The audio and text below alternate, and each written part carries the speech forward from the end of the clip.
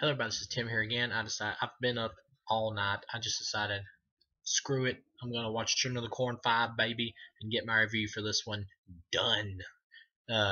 This film actually stars Alexis Arquette, who just actually passed away, I believe, yesterday or the day before, which is sad. I feel bad for his family. It's sad when anybody's loved one passes away. But he's in the film. And then you got David Carradine. You even have Eva Mendes in this. It's like, what? I believe this is like her first movie, I think, which is interesting. And you get Fred Williamson, who was also in From Dusk Till Dawn.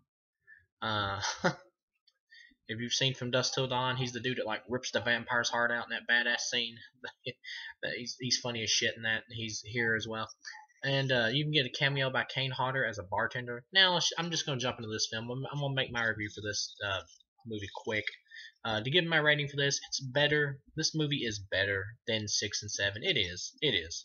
This film is a cheesy, like 90s slasher film. This is what this is. This is Children of the Corn. They've took it and they've casted like hot young stars at the time, or as good as they could get, to appeal to like the teen scream audience, and they're obviously going for a teen audience in this. This is like Children of the Corn mainstreaminized to go for the teen audience, which is understandable. You got to reinvent the wheel. You can't keep doing the same shit if you want to bring in fans. I mean, after a while, you gotta do something.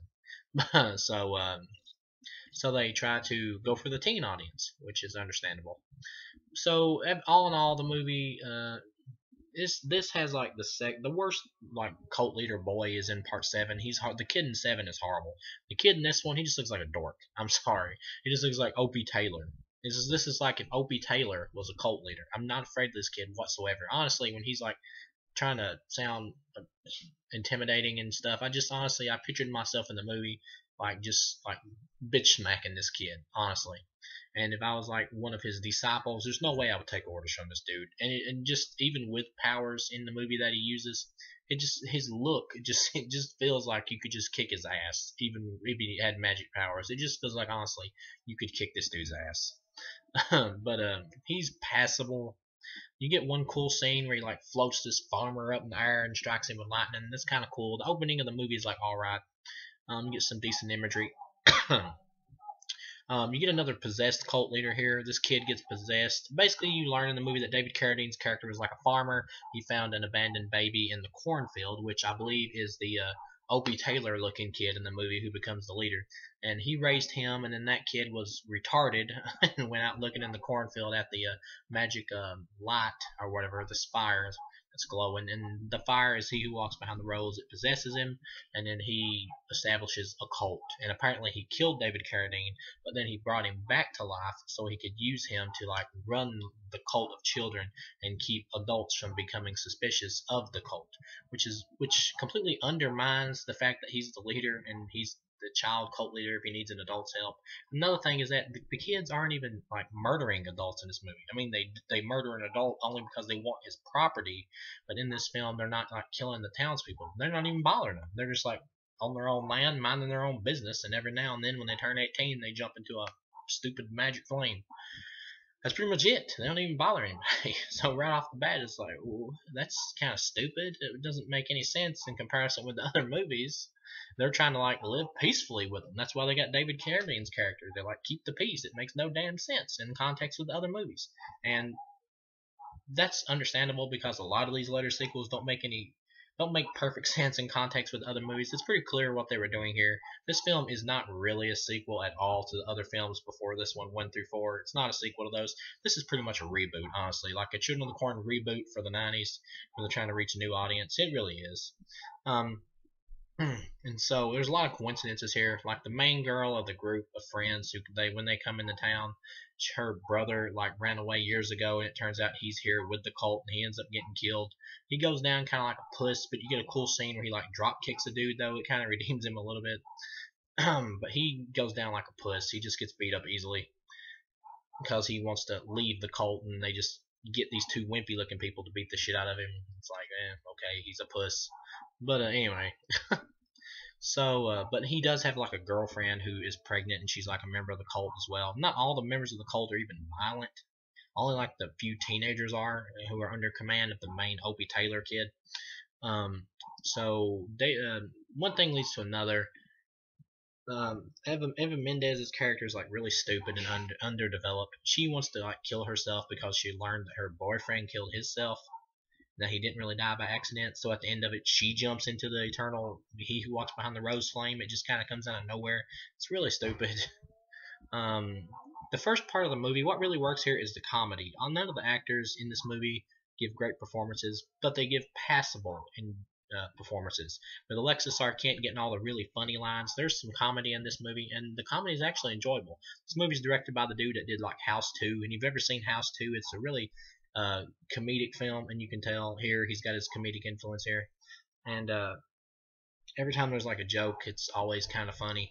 And Alexis Arquette gets all like the most charming lines and funny lines. And he's in the house and they're trying to find some food, and this chick like throws him something. And he says, "What's this?" And he holds it up to the camera and he goes, "It's meat." I laughed my ass off at that actually.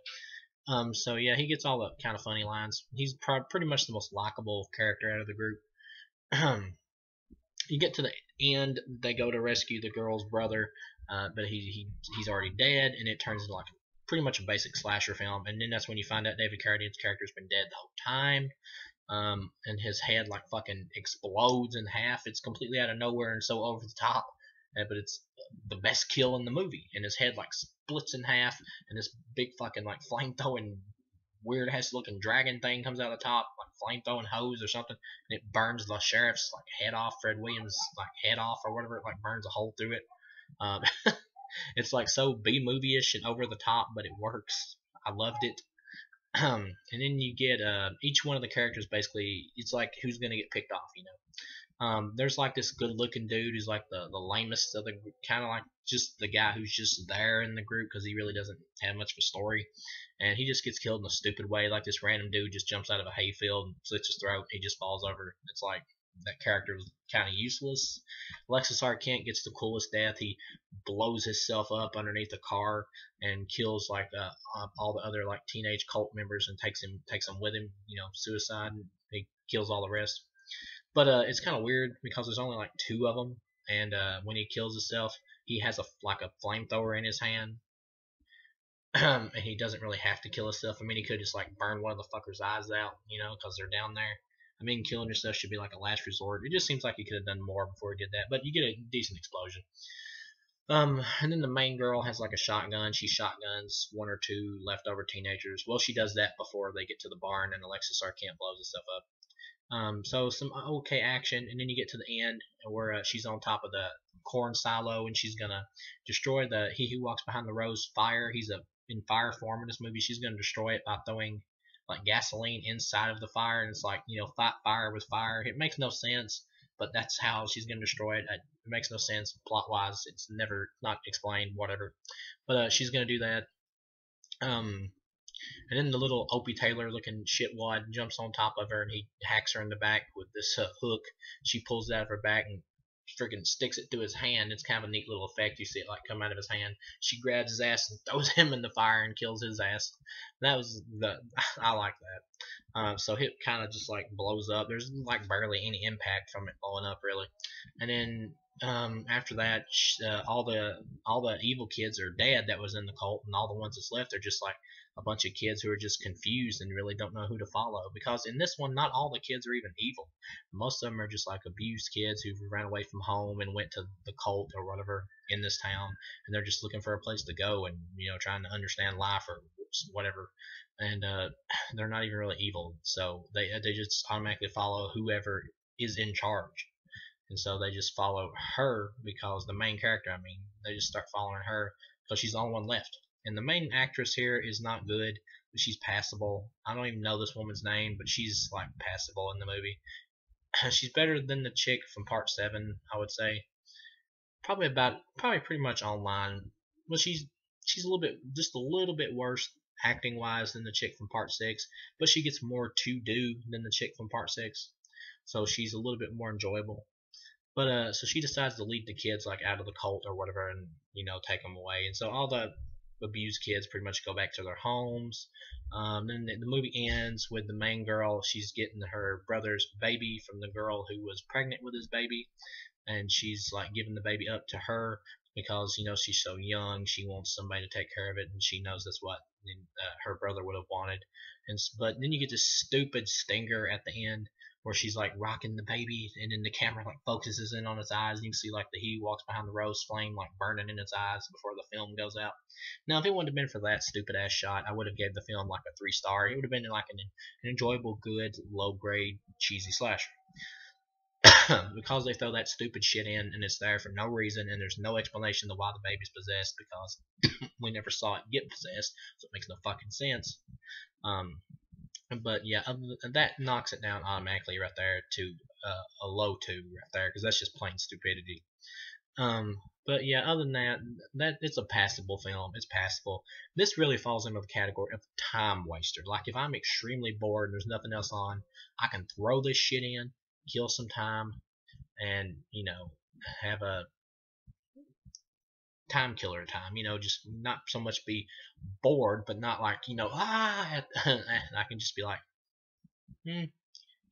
just time waster.